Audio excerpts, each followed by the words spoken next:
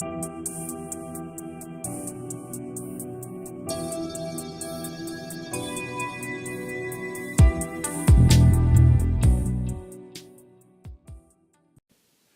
so here we're going to show you the CH6000 universal clamp. We're going to clamp it onto square tubing here. You have to find your spot wherever it's going to be. Right now we're going to put it onto the square instead of round. So you got to tighten up the clamp on there, however you want it. That's secure.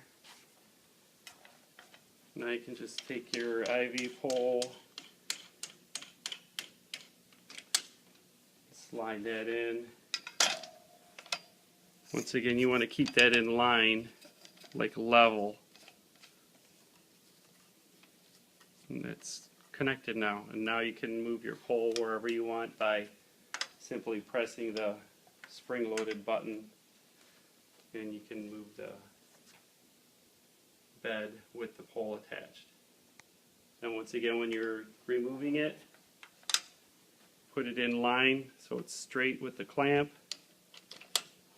Release that, and then this can either hang down here or you can put it at a 90 so it's out of the way.